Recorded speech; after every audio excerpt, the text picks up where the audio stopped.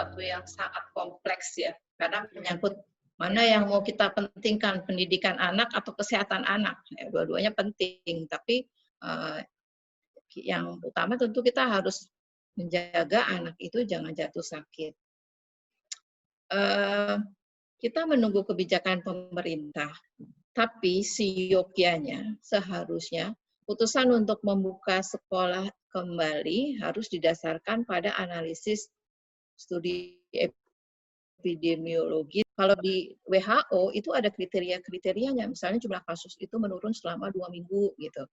Tidak ada kematian misalnya selama, jadi ada durasi waktunya untuk mengatakan bahwa ini sudah direkomendasi untuk kembali mengadakan sekolah. Ada ahli-ahli epidemiologi yang menghitungnya dalam bentuk reproduction rate untuk menghitung kira-kira terjadi penularan itu berapa banyak. Cuma masalahnya hitungan-hitungan epidemiologis itu tidak bisa diimplementasi kalau swab kita masih sedikit. Di Perancis itu dia bisa mengatakan ini 9 sekolah tutup lagi karena dia mengadakan tes setelah anak itu masuk.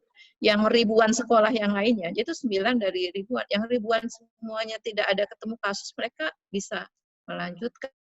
Tapi yang ada kasusnya itu harus ditutup lagi.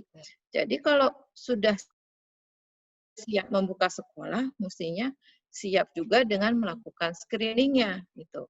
Karena sekolah itu bukan cuma anak-anaknya, tapi juga gurunya itu ke sekolahnya naik apa, maka dia terpapar dengan banyak orang. Kemudian orang dewasa selain guru tentu juga ada ya yang membantu-bantu di sekolah. Kemudian begitu sekolah dibuka, maka ekonomi kan berjalan lagi, ada yang jualan makanan, ada yang menawarkan segala macam. Itu memang kompleks. Jadi yang pertama, kalau sekolah sudah dibuka kembali, orang tua yang pertama kali adalah membekali anak sikap yang sesuai dengan PHBS pola hidup bersih sehat. Ajari anak sedari sekarang nih, mumpung sekolah belum dibuka ya, ajari dari sekarang untuk konsisten memakai masker ya, kemudian konsisten menjaga jarak, konsisten melakukan cuci tangan ya, kemudian menghindari hal-hal yang tidak diperlukan, misalnya pergi ke tempat-tempat yang memang tidak ada urgensinya. Kalau nanti di sekolah dibuka, mungkin sarannya adalah sekolahnya tuh tidak 100% lagi seperti sebelumnya. Mungkin kita mulai dari uji coba pada SMA dulu, begitu. Kemudian baru SMP, SD. Kemudian waktu masuk sekolah, pastinya ini mungkin juga bisa menjadi saran ya. Tidak full 100%, tapi bisa bergantian. Misalnya ada yang masuk 2 kali seminggu, ada yang masuk 3 kali seminggu. Artinya PJJ itu mestinya tetap berlangsung. Pembelajaran jarak jauh itu berlangsung. Sebagian misalnya dari seminggu ada 2 hari ke sekolah, buat apa? Buat praktek di laboratorium yang tidak bisa dilakukan secara PJJ.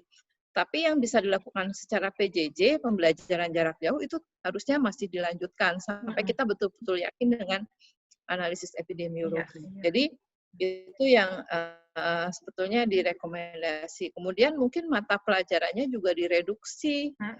Kita kan sudah terkenal kurikulum kita terlalu padat ya. Nah barangkali kita sempitkan ya, mana sih core kurikulum gitu yang secara internasional itu memang diberlakukan gitu.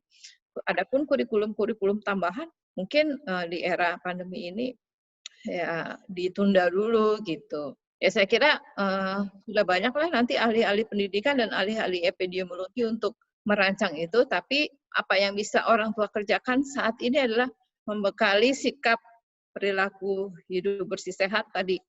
Anak konsisten memakai masker, kemudian anak konsisten mencuci tangan, physical distancing ya. Sekarang anak kan suka dengan peer groupnya kan suka berangkulan, bergandengan, apa gitu ya, anak-anak itu ya. Nah, itu mesti diajarkan di sekarang ini.